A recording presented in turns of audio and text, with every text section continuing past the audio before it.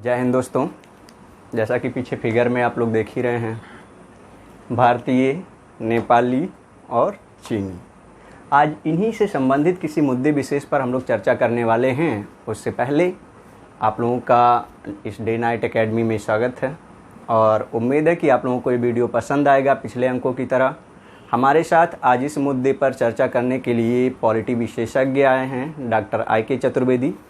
उन्हीं के साथ में हम लोग इसके भौगोलिक, सांस्कृतिक, आर्थिक और राजनीतिक प्रदेशों पर चर्चा करेंगे कि विवाद का कारण क्या है और इसका समाधान क्या है। आइए दोस्तों, नमस्कार। तिवारी सर का आज इस परिचर्चा में जो हमको आपने बुलाया, इसके लिए मैं धन्यवाद दे रहा हूँ। आज का जो टॉपिक रखा गया है, भारत नेपाल संबंध। दोस्तों, आप जानते हैं कि भारत नेपाल संबंध इस समय जो है उसका जो पुराना हमारा संबंध रहा है वो थोड़ा सा प्रभावित सा लगता है। और इसके क्या कारण हैं? भारत के और हमारे जो है राजनैतिक संबंध भी मजबूत रहे हैं, सांस्कृतिक संबंध, आर्थिक संबंध भी मजबूत रहे हैं। हम लगभग सभी प्रकार के संबंधों, सभी पहलुओं पर चर्चा करेंगे। तो आइए हम लोग बातचीत करते हैं। सबसे पहले इसके एक परिचय के बारे में। दोस्तों, ये मैप हमारे सामने है और इस मैप में अगर हम देख रहे हैं नेपाल, तो नेपाल की स्थिति यहाँ से लेकर के ये इसमें दिख रही है मैप में, और ये जो है नेपाल है, भारत के उत्तर में है ये। और इसके फिर उत्तर में, इस नेपाल के उत्तर में तिब्बत है, जो आजकल चीन के हिस्से में है। कभी यह स्वायत्त हुआ करता था और भारत की एक चूक की वजह से संभवतः ये जो है चीन में चला गया। और फिर इधर अगर हम पश्चिम सीमा की बात करेंगे तो पश्चिम में हमारे भारत का जो उत्तराखंड राज्य है ये स्थित है। अगर हम दक्षिण की बात करेंगे तो दक्षिण में ये जो हिस्सा है ये उत्तर प्रदेश है। उत्तर प्रदेश से इसकी बाउंड्री टच होती है। और अगर हम दक्षिण की बात, इधर जो है नीचे दक्षिण की बात करते हैं पूरब की तरफ, तो पूरब में ये बिहार का हिस्सा है। और फिर इधर जो है थोड़ा सा पश्चिम बंगाल से टच होते हुए और ये सिक्किम का राज्य पड़ता है। तो ये 4 राज्य ऐसे हैं जो हमारी सीमा की बाउंड्री नेपाल से टच करते हैं। दोस्तों, ये भी यहाँ पर क्लियर होना जरूरी है कि यहाँ से यहाँ तक की अगर हम लंबाई की बात करें तो ये 1700 किलोमीटर के आसपास में है। और ये एक लैंड लॉक्ड कंट्री है जो पूरी तरह 1751 किलोमीटर की जो सीमा है, ये सीमा रेखा जो टच करती है, इसमें जो 4 राज्य हैं, सिक्किम, ये जो बिहार, उत्तर प्रदेश और ये जो है उत्तराखंड, ये 4 बड़े राज्य हैं। और एक छोटी सी सीमा जो है पश्चिम बंगाल से भी इसके टच होती है। अगर राज्यों की हम बात करें तो 5 राज्य हैं, लेकिन प्रमुख 4 राज्य हैं जो नेपाल की सीमा से टच होते हैं। अब इसके बाद हम थोड़ा सा बात करते हैं भारत नेपाल के संबंध के बारे में। हम थोड़ा सांस्कृतिक संबंध के बारे में आपसे चर्चा करते हैं तिवारी सर से। उसके बाद में हम इसके राजनीतिक संबंधों और वर्तमान विवाद की चर्चा करेंगे। तो तिवारी सर, आप थोड़ा सा प्रकाश डालेंगे इस पर, जो है सांस्कृतिक संबंधों के बारे में, भारत के साथ कैसे संबंध रहे हैं। हम थोड़ा सा इसके ऐतिहासिक पक्ष को सर अगर पहले समझ लेते हैं तो मेरे ख्याल से वर्तमान मुद्दे तक आने में हमको आसानी होगी। और तब हमें ये आसानी से समझ में आएगा कि क्या हालात ऐसे पैदा हुए हैं, क्या धीरे धीरे ये हालात आए हैं यहाँ तक, या तुरंत ये हालात बने हैं। इन्हीं पे हम लोग देखते हैं। हम जानते हैं कि भारत और नेपाल का रोटी बेटी का रिश्ता रहा है। रोटी बेटी का रिश्ता रहा है। रोटी का मतलब तो ये आर्थिक क्षेत्र से निकल ही रहा है कि भारत जो है इनको इकोनॉमिक सपोर्ट करता है। अगर हम ये बेटी का रिश्ता देखते हैं सर, सांस्कृतिक रूप से बेटी का रिश्ता, तो बेटी का रिश्ता ये प्राचीन काल से ही भारत और नेपाल का रहा है। चाहे वो आप त्रेता युग के राम की बात कर लीजिए, श्री राम का विवाह अयोध्या के राजा थे, तो इनका विवाह नेपाल के जनकपुरी में हुआ था, जनक के पुत्री से। उसके बाद में जब हम आते हैं और अगर हम इधर बढ़ के आएँ तो चंद्रगुप्त मौर्य के काल में भी नेपाल जो है भारत से जुड़ा रहा है। ऐसा कुछ इतिहासकार मानते हैं कि जो चंद्रगुप्त मौर्य की माँ थी मूरा, वो उस समय नेपाल का एक गांव कह लीजिए, उसका नाम था पिप्पलवन। जी।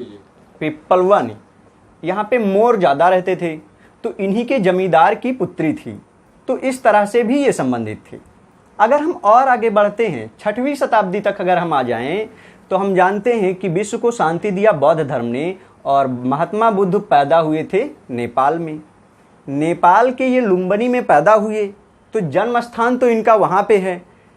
तपस्या ये भारत में किए, बोध गया में इनको ज्ञान प्राप्त हुआ, पहला उपदेश भारत में दिए, और ये मरे तो इनका निर्वाण स्थल कुशीनगर भारत में ही बनाया गया। तो इस तरह से एक ऐसे ऐतिहासिक व्यक्ति के द्वारा भी भारत और नेपाल एक दूसरे से संस्कृति अपनी साझा करते रहे हैं। उसके बाद में गुप्त काल आता है। तो गुप्त काल में जब हम पढ़ते हैं तो लिच्छवी नरेश थे यहाँ के। एक लिच्छवी जो है, हम थोड़ा सा इस पे प्रकाश डालते हैं नेपाल के आंतरिक भागों पर। तो नेपाल पहले जो है बहुत छोटे छोटे हिस्सों में टूटा हुआ था। यहाँ पे एक गणतंत्र था, लिच्छवी गणतंत्र, और उसी लिच्छवी गणतंत्र की कन्या थी जो है स्वामी महावीर की माँ, और महावीर पैदा हुए भारत में। तो ये भी रोटी बेटी का ही संबंध है। तो इस तरह से अगर हम देखें तो सांस्कृतिक जुड़ाव, यानी चाहे वो हिंदू धर्म का हो और चाहे वो बौद्ध धर्म का हो, भारत और नेपाल जितना आपस में एक दूसरे से साझा करते हैं उतना शायद दुनिया का कोई भी देश भारत के साथ साझा नहीं करता है। अब इसके बाद अगर हम आगे की ओर बढ़ते हैं, मध्यकाल की तरफ अगर हम देखें तो मध्यकाल में भी भारत और नेपाल के बीच में विवाद की ऐसी कोई स्थिति नहीं बनी थी कि यहाँ तक मामला पहुँच जाता। नेपाल के साथ जो है ठीक ठाक बर्ताव ही रहा है। अंग्रेजों के आगमन तक थोड़ा सा पहले अगर हम देखें तो बंगाल के नवाब थे, नवाब ना कह करके उनको सूबेदार कह लीजिए, मोहम्मद इलियास शाह। उन्होंने 17वीं शताब्दी के आसपास में नेपाल पर आक्रमण किया था और नेपाल के कुछ हिस्से को उन्होंने कब्जा कर लिया था। इतनी तक तो बात थी। जब अंग्रेज भारत में आए तो उन्होंने भारत को अपने साम्राज्यवाद के निशाना तो बनाया ही, और साथ साथ चूंकि नेपाल एक घाटी में स्थित उन्नत देश था, उनकी तरफ उनकी निगाह भी पहुंच गई। तो इस तरह से वो नेपाल के साथ जो है, नेपाल पर साम्राज्यवादी अपना वो थोपने के लिए जो है नेपाल से भी कुछ युद्ध किए गए। तो वो आधुनिक परिदृश्य में चला जाता है। यानी अगर हम सांस्कृतिक रूप से देखें तो भारत और नेपाल के बीच में ऐसा कुछ नहीं रहा है कि वर्तमान मुद्दे तक विवाद आ पाता। तो जैसा कि तिवारी सर ने बताया कि भारत का इस नेपाल के साथ में लंबे समय से सांस्कृतिक संबंध अच्छे रहे हैं और रोटी बेटी का संबंध हमारा रहा है नेपाल के साथ में। और क्या कारण है कि आज वो संबंध प्रभावित हो रहा है, दांव पे लगा हुआ है, तो हम थोड़ा सा इसके जो है राजनीतिक पहलुओं पर चर्चा करते हुए फिर विवाद के कारण की मैं बात करूँगा। तो अगर हम जो है इसके राजनीतिक पहलू की बात करें तो हम जानते हैं कि हम जो है 15 अगस्त 1947 को आज़ाद हुए। उस समय जो है नेपाल एक ऐसा देश रहा है जो कभी गुलाम नहीं हुआ। ब्रिटिश सरकार के साथ में जो इसके संबंध थे वो भी ठीक ठाक ही थे लगभग। जो इंडो नेपाल युद्ध हुआ 1814 से 16 के बीच में, और जो सुगौली की संधि हुई, उस संधि के बाद में अगर हम भारत और नेपाल के संबंध को देखें तो लगभग ठीक ही रहा है। इस तरह की कोई जो है मेजर डिस्प्यूटेड चीज़ें नहीं आई जिसकी वजह से हम ये कह सकते हो कि भारत नेपाल के संबंध खराब रहे हैं। नेपाल हमेशा से भारत को एक बड़ा भाई और भारत हमेशा से नेपाल को एक छोटे भाई का दर्जा देते हुए और अपने संबंध को उसी रूप में आज तक लगभग बनाए हुए थे। अब देखना यह है कि नेपाल जो है किन वजहों से भारत से दूर होता जा रहा है। तो सबसे पहले ये जानना जरूरी है कि जब भारत देश आज़ाद हुआ तो आज़ाद भारत के बाद में वहाँ पर नेपाल में जो है राजशाही थी। राजशाही जो वहाँ की थी, उस राजशाही के दौरान 1950 में भारत के साथ में एक शांति और मैत्री संधि हुई, और उस संधि में भारत ने जो है एक तरफ से पूरे नेपाल को एक तरफा सहयोग करने की बात उसमें की। शांति और मैत्री संधि में बात कही गई थी कि भारत जो है, भारत में नेपाल पूरी तरह से आ जा सकता है, यहाँ के लोग आकर के हमारे यहाँ व्यवसाय कर सकते हैं, नौकरी कर सकते हैं। अगर हम अखिल भारतीय सेवाओं की बात करें तो अखिल भारतीय सेवाओं को छोड़ करके बाकी सेवाओं में हमारे यहाँ वो नौकरी कर सकते हैं। और ये भी जो है उस संधि में था कि नेपाल जब भी अपने रक्षा समझौते सुरक्षा की बात करेगा तो वो भारत पे जो है पूरी तरह से एक तरह से निर्भर करेगा, क्योंकि सेना भारत की होगी जो नेपाल की सुरक्षा करेगी। संधि में ये सब बातें रखी गई थी। तो फिर उस संधि के अनुसार हम लोगों ने अपने रिश्ते को आगे बढ़ाया। लेकिन भारत जो है हमेशा से एक लोकतंत्र समर्थक देश रहा है और ये चाहता रहा है कि नेपाल में राजतंत्र की स्थापना तो हो, लेकिन वो संवैधानिक राजतंत्र हो। वहाँ पर जो है लोकतंत्र एक तरह से हो और संवैधानिक पद पर राजा केवल रहे, उसके हाथ में केवल नाम मात्र की शक्तियाँ रहें, वास्तविक शक्तियाँ लोकतंत्र में निहित हों। राजशाही से निकल करके। तो भारत जो है चूँकि जब इस तरह का रिलेशन अपना एक स्टैंड क्लियर किया तो वहाँ की जो राजशाही थी वो थोड़ा सा भारत से चिढ़ने लगी। उसके बाद खैर संबंध को हम तेज़ी से आगे बढ़ाते हैं। एक समय ऐसा आता है 2008 के आसपास में, जब भारत जो है नेपाल में राजशाही समाप्त होती है और राजशाही समाप्त होने के बाद में एक संविधान सभा गठित होती है। संविधान सभा का काम ये होता है कि नेपाल के लिए वो संविधान बनाएगी और लोकतंत्र की स्थापना करेगी। खैर जो है ये काम वो करती भी है। संविधान सभा वहाँ पर 2008 में गठित होती है, 15 में अपना जो है वो रिपोर्ट देती है और एक संविधान बना करके तैयार करती है। और उस 2015 के संविधान में एक तरह से एक जो संविधान बन करके आता है वो काफ़ी कुछ भारत से प्रेरित संविधान होता है, क्योंकि वहाँ पर एक तरह से संघीय राजतंत्र की संघीय लोकतंत्र की स्थापना हो जाती है। 7 राज्य हो जाते हैं जैसा कि भारत में है, और वहाँ पर संसदीय शासन व्यवस्था होती है। हिंदू राज्य जो कभी हुआ करता था वो जो है धर्मनिरपेक्ष राज्य बन जाता है, धर्मनिरपेक्षता की स्थापना होती है। और इस तरह से, और ये भी ध्यान रखा जाता है कि जो नेपाल के जो ये पश्चिमी हिस्से उत्तरी हिस्से हैं, जो पठारी क्षेत्र थे और पहाड़ी क्षेत्र थे, और इधर के जो मैदानी दक्षिणी क्षेत्र हैं, इसको इस तरह से विभाजन राज्यों में किया जाता है कि ये जो विभाजन में 7 के 7 राज्य, सबको पहाड़ मिलता है, सबको तराई क्षेत्र और मैदानी क्षेत्र मिलता है। मतलब विभाजन भी इस तरह का किया जाता है कि वहाँ पर किसी राज्य को ऐसा ना हो कि वो पहाड़ी राज्य कहलाए या ऐसा ना हो कि वो मैदानी राज्य कहलाए। और इसलिए विभाजन किया जाता है कि कोई अहित ना होने पाए। और जो विवाद का कारण है, जो विवाद उठता है, वो इस वजह से उठता है कि जो इधर सीमावर्ती जो क्षेत्र है नेपाल का भारत के साथ में, इसमें जो है भारत के जो मधेसी जाति के जो लोग हैं वो लोग इस लगभग 22 जिलों में नेपाल में निवास करते हैं। और ये जो मधेसी लोग होते हैं ये एक तरह से नेपाली मूल के लोगों से सांस्कृतिक और धार्मिक और अन्य चीज़ों में थोड़ा सा डिफर करते हैं। वो भारत से, चूँकि भारत मूल के हैं, वो भारतीय मूल होने के नाते वो जा करके सीमावर्ती इलाकों में बसे हैं। तो इनकी जो सभ्यता संस्कृति है, इनकी जो पहचान है, वो भारत के लोगों के साथ ज़्यादा मिलती है, नेपाली मूल के लोगों के साथ कम मिलती है। भारत जो है जब संविधान का निर्माण हो रहा था तभी से नेपाल से अपेक्षा कर रहा था और आग्रह कर रहा था कि भाई ये जो मधेसी जनजाति के लोग हैं, इन लोगों को संविधान में उचित प्रतिनिधित्व मिले, उनका कोई नुकसान ना होने पाए। जब इनको उचित प्रतिनिधित्व मिलेगा तो फिर भारत का नेपाल के साथ में किसी मुद्दे पर टकराहट नहीं होगा, क्योंकि इन जनजातियों को अगर किसी तरह की दिक्कत होगी तो ये लोग भारत की ही तरफ देखेंगे, क्योंकि भारत को कहीं ना कहीं इनसे इंटरनल इनका जुड़ाव है। तो फिर अब आप देखिए कि मधेसी जनजाति के लोग जो हैं, ये जो है किस तरह से इसमें जो है डिमांड करते हैं, ये मांग करते हैं कि इनको उचित प्रतिनिधित्व दिया जाए संविधान में, ये मांग करते हैं कि सेना में भागीदारी दिया जाए, ये मांग करते हैं कि सर्वोच्च संवैधानिक पदों पर उनको बैठाया जाए।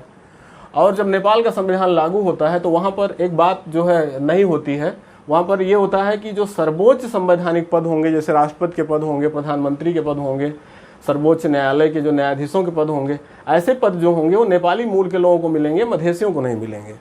तो मधेसी लोग जो है इसका विरोध करते हैं। फिर मधेसी को जो है थोड़ा सा समर्थन, भावनात्मक समर्थन भी भारत से मिलता है, और उसके प्रत्युत्तर में जो नेपाली मूल के लोग होते हैं उनका झुकाव पूरी तरह से चीन की तरफ होने लगता है। मतलब ये है कि वो स्वतः ही, कोई ऐसा कारण मुझे जो है प्रतीत नहीं होता, स्वतः ही ये मानने लगते हैं कि मधेसी का समर्थक भारत है और जो नेपाली मूल के जो लोग हैं वो उनका वो विरोधी है, और इसलिए चीन को वो ज़्यादा करीबी मानने लगते हैं। सर शायद ये भी तो कारण रहा है कि ये भाग जो है 1857 के बाद में, 1816 में तो संधि हुई, 1857 की क्रांति के बाद में ये भाग शायद ईस्ट इंडिया कंपनी ने इनको लौटा दिया था। इसमें ऐसा होता है कि जब ये 1816 में जो सुगौली की संधि होती है तो सुगौली की संधि की अभी हम चर्चा करने वाले थे, लेकिन आपने पहले ही बात कर दिया, तो हम आपको थोड़ा सा इस पे ले जाना चाहेंगे। ये जो क्षेत्र था, जो आजकल उत्तराखंड है, कुमायूं क्षेत्र है, और ये जो गढ़वाल क्षेत्र है, ये क्षेत्र, और ये जो नेपाल का जो दक्षिण वाला जो क्षेत्र है, और थोड़ा सा क्षेत्र इधर आप सिक्किम के बगल में ले लीजिए, तो ये जो क्षेत्र था, यह भी क्षेत्र एक ऐसा समय था 1814 के पहले कि ये पूरा का पूरा क्षेत्र नेपाल के कब्जे में था, और नेपाल एक विशाल राज्य था। इसकी जो सीमा थी, ये सीमा यहाँ से लेकर के मतलब गढ़वाल से लेकर के और इधर सिक्किम के बॉर्डर को टच करती थी। अगर हम बात करें तो ये सतलज से लेकर के, नदियों की बात करें तो सतलज से लेकर के, और ये जो है हम बता रहे थे कि सतलज से लेकर के तीस्ता नदी तक, अगर हम 1816 के सुगौली संधि की बात करें तो जो सीमा थी नेपाल की, वो सतलज से लेकर के तीस्ता तक फैली हुई थी, और जिसमें जो ये बॉर्डर लैंड है एक तरह से भारत का, जिसमें उत्तर प्रदेश का और बिहार का कुछ हिस्सा आ जाता है, ये हिस्सा भी एक तरह से नेपाल के कब्जे में था, और नेपाल एक विशाल राज्य था उस समय। फिर जब 1816 में अंग्रेजों के द्वारा 1814 से लेकर के 1816 के बीच में युद्ध हुआ, गोरखाओं में, इसमें जो नेपाल के गोरखा सैनिक थे, उन्होंने बहुत महत्वपूर्ण भूमिका इसमें निभाई थी। उनसे अंग्रेज जो थे वो काफ़ी प्रभावित भी हो गए थे, और उसकी मैं चर्चा नहीं करूंगा और डिटेल में, लेकिन गोरखा सैनिकों से प्रभावित होकर के उन्होंने सोचा कि नेपाल को हमें बनाए रखना है, और गोरखा सैनिकों से भी संबंध बनाए रखना है, ताकि गोरखा सैनिकों का लाभ हम अपने साम्राज्य के विस्तार में और जगहों पर उठा सकें। तो खैर मैं उतने डिटेल में नहीं जाऊंगा। 1816 में जब सुगौली की संधि हुई, तो उस संधि में जो नया बॉर्डर बना नेपाल का, जो सतलज से लेकर के तीस्ता तक फैला हुआ नेपाल था, उसको सिकुड़ जाना पड़ा, उसके बहुत सारे हिस्से को ले लिया गया। जैसे जो वर्तमान तराई क्षेत्र इस समय उत्तर प्रदेश में और बिहार में है, इस क्षेत्र को उन्होंने ले लिया, अवध क्षेत्र का भाग खाली हो गया, इधर से खाली करा लिया, और ये जो क्षेत्र था ये पूरी तरह से ब्रिटिश सरकार के कब्जे में आ गया। और जो नई सीमा बनी, वो नई सीमा सुगौली की संधि में महाकाली नदी को बनाया गया। महाकाली जो था वो एक नई सीमा इधर से बन गई पश्चिम की तरफ से, यानी कुमायूं को, और फिर इसके बाद में जो क्षेत्र फैला हुआ था गढ़वाल क्षेत्र, ये पूरा क्षेत्र भी ले लिया गया। इधर की अगर हम बात करें, पूरब तरफ की बात करें, तो पूरब में इसकी सीमा पहले 1814 के पहले तीस्ता नदी तक थी, और युद्ध के बाद में सुगौली की संधि के माध्यम से जो हुआ इधर का, वो मेची नदी सीमा बनाई गई। लेकिन इधर के समझौते के लिए एक तरह से भूटान के साथ में एक और संधि की गई, और वो संधि थी तिल-तिलैया की संधि। ये तिल-तिलैया की संधि जो की गई, ये 1817 में की गई अलग से ब्रिटिश सरकार के साथ में। और फिर नेपाल की जो सीमा बनी वो तीस्ता से हट करके मेची नदी बनाई गई, और इधर का जो क्षेत्र बीच का था, इस क्षेत्र को भी ब्रिटिश सरकार ने अपने साम्राज्य में मिला लिया। तो ये जो है पुरानी सीमा थी, और पुरानी सीमा से फिर वर्तमान की सीमाएं बनी। तो ये सीमा विवाद की हम आपसे बातचीत कर रहे थे। और सीमा विवाद, अगर हम सीमाओं की बात करें तो भारत से नेपाल की सीमा लगभग सीमा विवाद नहीं ही था। 1950 से लेकर के आज तक अगर हम देखें तो सीमा को लेकर के भारत के बीच में ना तो कोई विशेष तनाव रहा है, और ना ही कोई इस तरह के विवादित मुद्दे रहे हैं जो मतलब आपस में सुलझाए ना जा सकें, या जिसको लेकर के दोनों के बीच में संबंधों में कोई प्रभाव पड़ा हो, कोई दरार पैदा हुई हो। तो मुझे नहीं लगता। जो वर्तमान जो दिक्कत है वो मुझे लगता है इस वजह से है क्योंकि जो साम्यवादी लोग हैं, जो यहाँ पर केपी ओली जो वहाँ के प्रधानमंत्री हैं, और फिर उनके जो समर्थक और उनको जो उन्होंने जो है एक तरह से प्रचंड जी जो हैं, उन्होंने उनको समर्थन दे रखा है। तो ये लोग, इन लोगों की सत्ता है, ये लोग एक तरह से साम्यवादी भी हैं स्वयं, और चीन से काफ़ी जो है इनका संबंध अच्छा है, नज़दीकी संबंध है। तो चीन जो है इनको सपोर्ट करता है, और ये तो एक तरह से मतलब साम्यवादी प्रभाव की वजह से आप कह सकते हैं कि ये सीमा विवाद खड़ा हुआ है। क्योंकि और सीमा विवाद किस बात को लेकर के है? ये काला पानी क्षेत्र को लेकर के है। ये काला पानी का एरिया अगर हम देखेंगे तो यहाँ पर महाकाली नदी निकल रही है, और महाकाली नदी जो है इसका अगर उद्गम की हम बात करें तो इसका एक उद्गम जो नेपाल नए नक्शे में अपने जारी करके जो बता रहा है, ये यहाँ पर लिम्पियाधुरा एक स्थान है। लिम्पियाधुरा को वो इस महाकाली का उद्गम मानता है। दूसरा स्थान जो यहाँ पर है वो एक जो है लिपुलेख दर्रा है। इस दर्रे के पास में जो लिपुलेख दर्रा है, दर्रे के बाद में लिपुलेख गाद है। तो जो वर्तमान विवाद है, उस वर्तमान विवाद में ये काली नदी के उद्गम को लेकर के विवाद है। नेपाल 1816 की सुगौली संधि के बाद में ये मान रहा है कि जो हमारी पश्चिम की सीमा भारत के साथ में है वो महाकाली नदी है। सुगौली संधि में भारत भी उसको स्वीकार करता है, और भारत भी मानता है कि महाकाली नदी ही भारत नेपाल की एक तरह से ये पश्चिमी सीमा है। लेकिन भारत और नेपाल के बीच में जो विवाद पैदा होता है वो इस लगभग 300 इसको आप हम संपूर्ण काला पानी क्षेत्र इसको कहते हैं। भारत की सेनाएं यहाँ पर पहले से लगी हुई हैं। भारत एक जो है जो नया काम भारत ने किया है वो भारत ने किशनगंज क्षेत्र यहाँ पर है, इस क्षेत्र से और यहाँ तक कह लीजिए लिपुलेख तक एक जो है सड़क बनाई है। ये सड़क का निर्माण किया है। इस सड़क की लंबाई लगभग 80 किलोमीटर के आसपास में है। और ये जो सड़क क्यों बनाई है इसके पीछे भी एक कारण है। सड़क इसलिए बनाई है क्योंकि तो ये जो है यहाँ पर कैलाश मानसरोवर स्थित है तिब्बत में, जो इस समय चीन में है। यहाँ पर श्रद्धालु हमारे देश के यात्रा करते हैं, कैलाश मानसरोवर जाना चाहते हैं और हमेशा जाते भी हैं।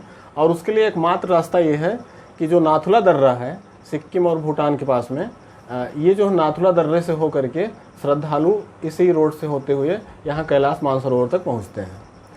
हमारे पास में यहाँ जाने के लिए एक लंबी दूरी तय करनी पड़ती है, और अगर हमें यहाँ से इस लिपुलेख दर्रे से होकर के हम सड़क मार्ग बना देते हैं तो फिर ये इसकी दूरी बहुत घट जाएगी, और काफ़ी जो है परिवहन की जो लागत आती है उसमें काफ़ी कमी आ जाएगी। भारत को इससे बहुत बड़ा फ़ायदा होगा। तो एक तो हमारी दूरी घट जाएगी, दूसरा ये हो जाएगा कि जब हम यहाँ पर रोड बना देंगे तो चीन से हमारा सीमा विवाद हमेशा चला करता है, आए दिन, वर्तमान में भी आप जान ही रहे हैं चल रहा है। तो ये जो सीमा विवाद चला करता है, ये सीमा विवाद अगर कहीं कुछ ऐसा होता है कि चीन हमारी सीमाओं का अतिक्रमण करने लगता है तो हम इससे नज़र भी यहाँ से रख सकेंगे। यानी ये जो है सुरक्षा की दृष्टि से भी आवश्यक है कि इस काला पानी क्षेत्र पे हमारा कब्जा रहे, जो कि पहले से चला आ रहा है। जब मई 2020 में, अभी एक महीना पहले लगभग, जब नेपाल नया मैप जारी करता है तो फिर इस काला पानी क्षेत्र को लगभग 370 स्क्वायर किलोमीटर का जो एरिया है इसको वो कहता है कि ये हमारा है, अपने मैप में उसको प्रदर्शित करता है। इस बात को भूल करके कि भारत के मैप में वो क्षेत्र ऑलरेडी से दिखाया जा रहा है, और नेपाल ने कभी उस क्षेत्र को अपने मैप में नहीं दिखाया है, नए सिरे से अचानक वो दिखा रहा है। और ये माओवादियों के प्रभाव में आकर के दिखा रहा है। बड़े भारी भरकम निवेश जो चीन ने कर रखा है यहाँ पर, उस निवेश का प्रभाव है, या जो केपी ओली और जो है प्रचंड जी जो वहाँ बैठे हुए हैं, चीनी समर्थक जो बैठे हुए हैं वहाँ पर, जिनके हाथ में सत्ता इस समय है, ये उनके प्रभाव में आकर के मुझे लगता है इस क्षेत्र को तूल दे रहे हैं, नया विवाद यहाँ पर खड़ा कर रहे हैं सीमा से संबंधित। तो इस क्षेत्र को भारत की मजबूरी है कि इस क्षेत्र को वो नेपाल को नहीं दे सकता है, और अगर भारत अपनी सैनिक उपस्थिति यहाँ नहीं रखता है तो ये सुरक्षा की दृष्टि से उसके लिए बहुत ज़्यादा नुकसानदेह है। तो थोड़ा और स्पष्ट है, इसमें आप देखेंगे कि ये जो लिपुलेख है यहाँ पर, और ये जो है नेपाल की सीमा है, नेपाल की सीमा नीचे है, ये भारत की सीमा है, और ये क्षेत्र यहाँ से लेकर के यहाँ तक का जो क्षेत्र है, इसी क्षेत्र को नेपाल इस समय अपना बता रहा है। अगर हम उद्गम की बात करें तो मैंने उद्गम की बात की है कि भारत महाकाली के उद्गम को ये लिपू लेक मानता है, लिपू लेक को मानता है, लिपू लेक दर्रे के पास को मानता है। तो भारत ये कह रहा है कि हम यहाँ तक पहले से अपनी सेना को रखते हैं, अपना मैप हमारा यहाँ तक शो हो रहा है, नेपाल को कभी कोई दिक्कत नहीं हुई, तो इस मैप को हम, नेपाल के द्वारा जो नया प्रदर्शित मैप है, इसको हम नहीं मानते, इसको खारिज किया। और खारिज करते हुए नेपाल के खिलाफ भारत ने एक तरह से व्यापार को भी निलंबित किया और ये संदेश देने का प्रयास किया कि आप एक नया विवाद पैदा कर रहे हो जिसका कोई औचित्य नहीं है, क्योंकि हमारी सीमा यहाँ तक जाती है। नेपाल इस बात को ना मान करके अभी भी अपने जो है सीमा को यहाँ तक मानता है और इसी की वजह से ये विवाद का मुद्दा इस समय जोर पकड़े हुए है।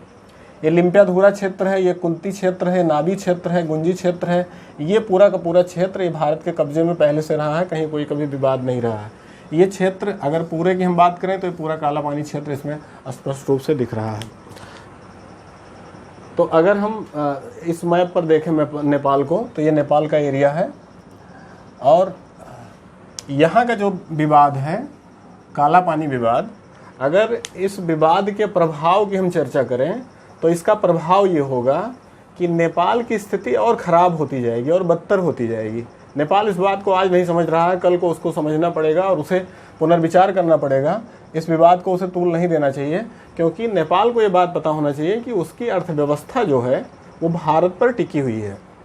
भले ही चीन बड़े पैमाने पर यहाँ निवेश कर रहा है, लेकिन चीन के जो निवेश करने का कारण है वो ये है कि वो नेपाल को किसी न किसी तरीके से एक जो है अपना उपनिवेश बनाना चाहता है और कालांतर में वो साम्राज्यवादी देश है तो उसको अपना जो है क्षेत्र बना सकता है। जैसे उसने तिब्बत को हड़प लिया, ऐसे नेपाल को हड़प भी सकता है। ये उसके दूरगामी जो है हित हो सकते हैं उसके। नेपाल को ये बात समझनी चाहिए कि भारत साम्राज्यवादी देश नहीं है। भारत कभी जो है अपने सीमा की विस्तार अपने पड़ोसियों के साथ नहीं करने में संलग्न है। तो पहली बात तो यह है कि भारत के साथ जब उसके रिश्ते मजबूत रहेंगे तो उसे जो है अखंड नेपाल जो है कभी प्रभावित नहीं होगा। दूसरी बात यह है कि नेपाल की जो अर्थव्यवस्था है वो भारत के ऊपर पूरी तरह से निर्भर है, क्योंकि तमाम सारी लगभग 250 नदियाँ ऐसी हैं, लगभग 250 नदियाँ ऐसी हैं जो छोटी बड़ी, ये लगभग 250 नदियाँ ये सारी की सारी आकर के भारत में गिरती हैं। और क्षमता अगर नदियों की देखें, बिजली निर्माण क्षमता की अगर हम बात करें तो बिजली निर्माण की जो क्षमता है वो लगभग 83,000 मेगावाट बिजली हाइड्रो पावर जनरेट हो सकता है इन नदियों के माध्यम से, अगर भारत नेपाल की स्थिति मजबूत होती है।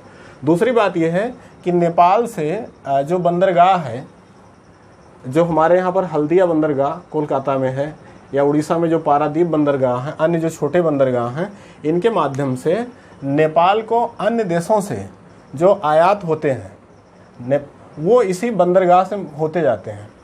और क्यों होकर जाते हैं, क्यों आवश्यकता है, ये भी थोड़ा जानने की ज़रूरत है।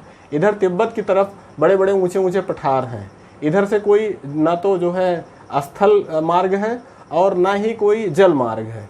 फिर केवल एक ही रास्ता बचता है, हवाई मार्ग से ही इधर से सामान चीन दे सकता है। तो अगर वो हवाई मार्ग से कोई सामान की सप्लाई करता है तो मान लीजिए अगर वो डीजल देता है इनको, तो जो डीजल चीन में 50 रुपये लीटर होगा वो यहाँ आते आते 500 रुपये लीटर हो जाएगा। मतलब ये है कि उधर से सप्लाई नहीं कर सकता है, अगर उधर से सप्लाई करेगा भी तो इतनी महंगाई हो जाएगी कि फिर नेपाल के लोग उसको खरीदने में सक्षम ही नहीं हो पाएंगे। नेपाल वैसे भी गरीब देश है। तो फिर अब जब इधर से सप्लाई होती है, भारत से सप्लाई होती है, तो नेपाल के पास में जो सामान जाते हैं वो सस्ते पहुंच जाते हैं, ट्रांसपोर्ट कास्ट सस्ती पड़ती है। दूसरी बात यह है कि बांग्लादेश और नेपाल की जो सीमा है ये करीब 61 किलोमीटर सीमा है। ये 61 किलोमीटर सीमा, इस पर एक रोड बना रखा है और भारत ने इस रोड को एक दे रखा है कि वो बांग्लादेश से भी लेन देन वो कर सकता है। लेकिन बीच में भारत बैठा हुआ है, भारत इसको वॉच करता रहता है और वॉच करना आवश्यक भी है क्योंकि उसकी सीमा है। तो ये वॉच करता रहता है। इस सीमा को भी अगर वो चाहे तो रोक सकता है, तो बांग्लादेश से भी उसके संबंध समाप्त हो सकते हैं, क्योंकि एक समझौता के तहत दिया गया और समझौता जब दोनों पक्ष राजी होते हैं तभी वो चीज़ तक चलता है। हाँ, तभी वो कायम रह सकती है, अन्यथा वो समझौता का कोई मतलब नहीं रह जाता है। तो कहने का मतलब ये है कि नेपाल अगर इस काला पानी विवाद को तूल देता है तो फिर हमारे जो संबंध है उससे वो टूट जाएंगे और उसका दुष्परिणाम जितना भारत पर होगा उससे कहीं ज़्यादा इनको होगा। भारत को नुकसान क्या हो सकता है? भारत को नुकसान ये हो सकता है कि जो हमने बताया कि बिजली निर्माण के एक जो है बहुत बड़ी जो क्षमता है उससे भारत वंचित हो सकता है। भारत जो है, नेपाल एक बाजार रहा है हमेशा से, बहुत सारी चीज़ों की सप्लाई लगातार नेपाल वहाँ करता रहा है, तो वो जो सप्लाई है वो उसका नुकसान होगा। एक निर्यात जो है हमारा वो प्रभावित होगा। और दूसरी बात ये है कि चूँकि हमारी जो नेपाल से सीमा है ये सारी की सारी सीमाएं खुली हुई सीमा है, अभी भी नेपाल के साथ में हमारी कोई बाउंड्री नहीं है, कोई स्थायी रेखा नहीं है। तो फिर इन रेखाओं पर को भी हमको सुरक्षित रखने के लिए बाउंड्री बनानी पड़ेगी। अनावश्यक निवेश इस पर सरकार का होगा और इस अनावश्यक निवेश को कभी नहीं चाहेगी कि सरकार हमको करना पड़े अनावश्यक इस मुद्दे की वजह से। तो भारत के भी हित हैं, लेकिन नेपाल कहीं ना कहीं ज़्यादा खराब स्थिति में पहुंच जाएगा। चूँकि आप जो है इतिहास के विशेषज्ञ हैं और साथ साथ में आप सांस्कृतिक संबंध को बहुत अच्छा से बताते हैं, अर्थव्यवस्था आपकी बहुत अच्छी जानते हैं, तो हम आपसे ये पूछना चाहेंगे कि और कौन कौन से आर्थिक संबंध ऐसे हैं जो प्रभावित हो सकते हैं। आप थोड़ा सा चर्चा करिए इस पर और फिर जो है बात होती है।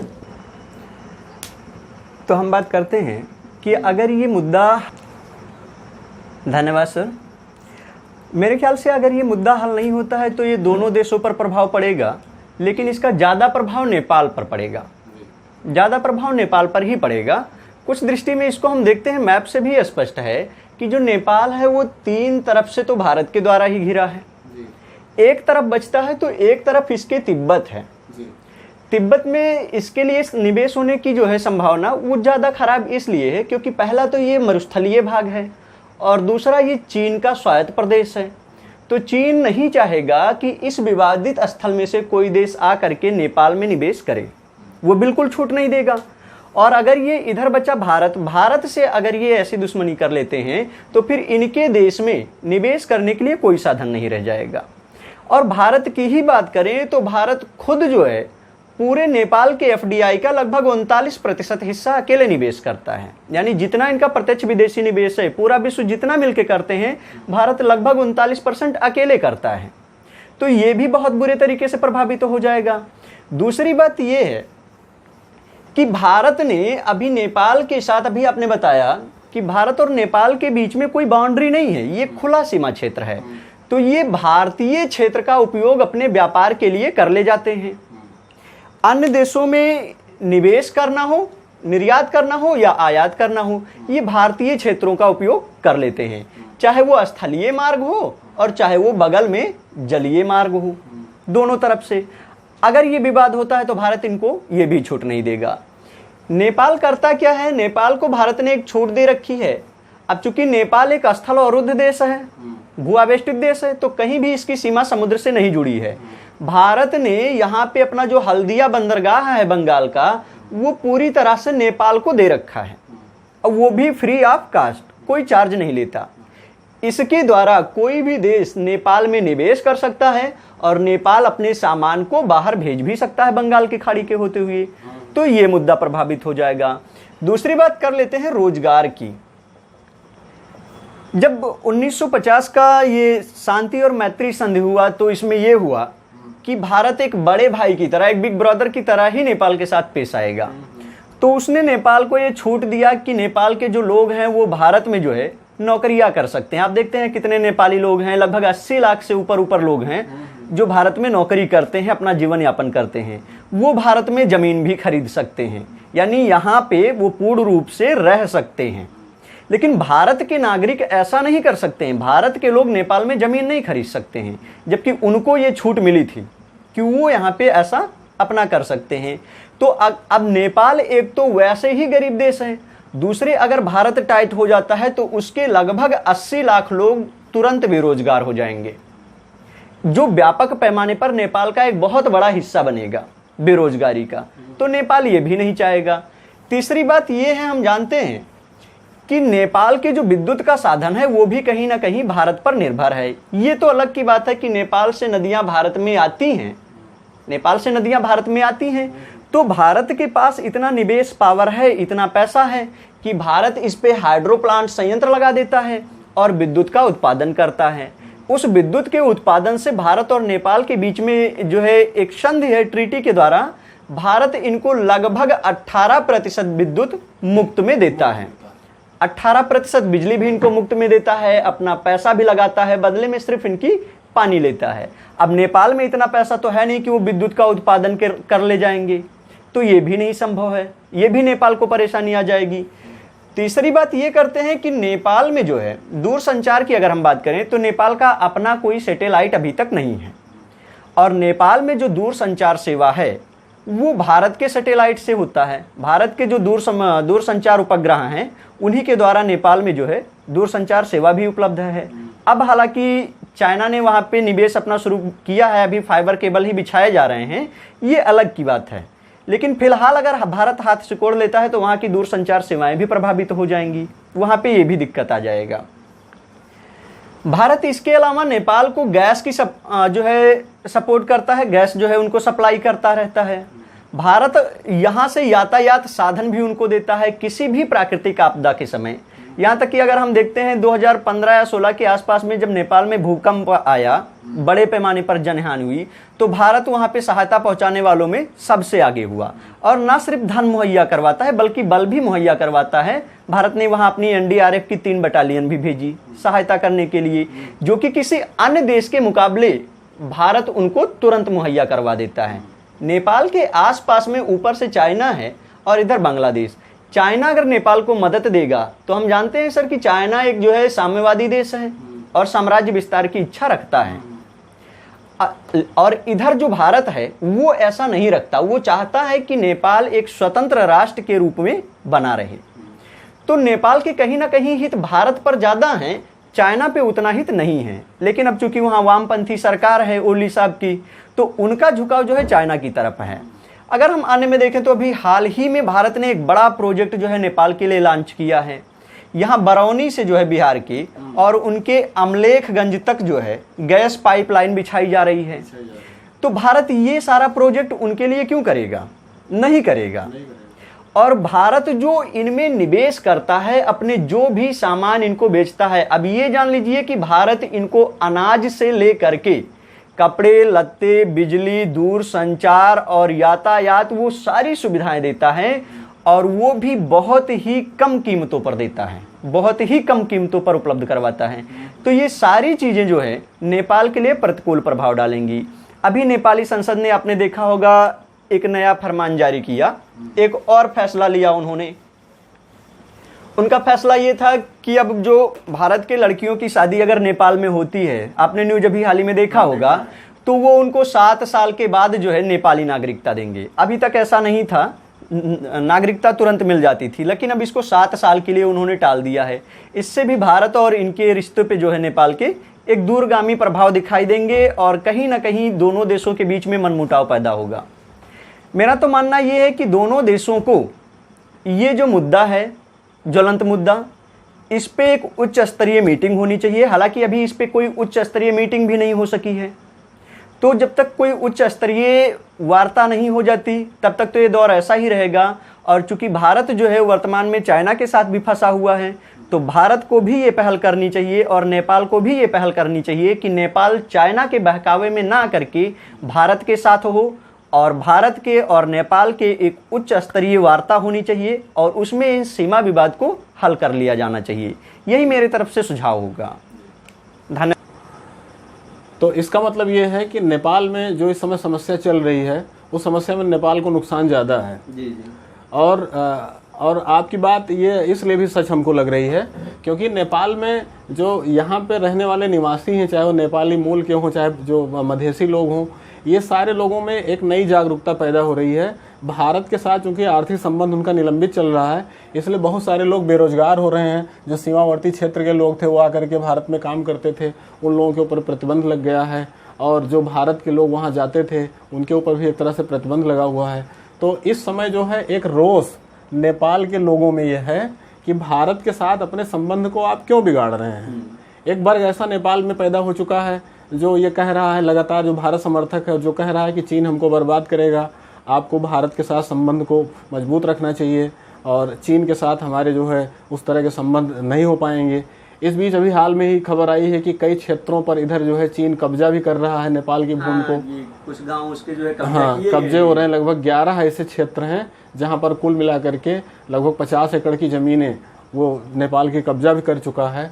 तो उसकी वजह से भी वहाँ के जो नेपाल के लोगों में जागरूकता फैल रही है कि भाई भारत हमारा शुभचिंतक है और नेपाल, चीन उसका स्थान नहीं ले सकता है। दूसरी बात यह है कि जो चीन है, चीन जो निवेश कर रहा है उसका उद्देश्य कभी भी ये नहीं रहेगा कि नेपाल एक खुशहाल और स्थायी देश बने।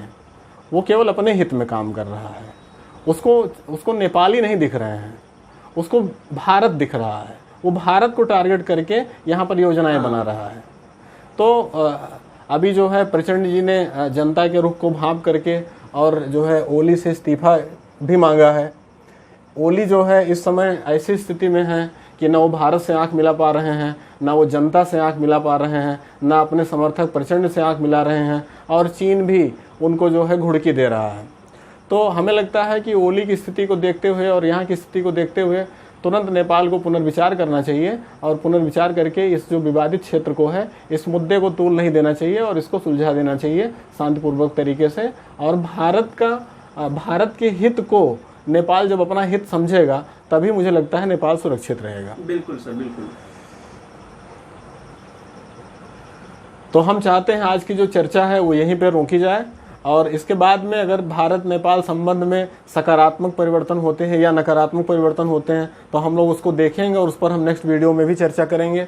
और जो भारत चीन का इस समय सीमा विवाद चल रहा है, उस सीमा विवाद पर भी हम लोग चाहेंगे कि आप किसी दिन जो है उस पर भी वीडियो इस तरह का अपलोड किया जाए, चर्चा की जाए। और वो हमारे छात्रों के लिए जो कंपटीशन में बैठ रहे हैं, तैयारी कर रहे हैं, उनके लिए भी काफ़ी उपयोगी होगा। तो एक चर्चा इस दिन रखी जाएगी, नेक्स्ट वीडियो इसी पर अपलोड होगा। धन्यवाद।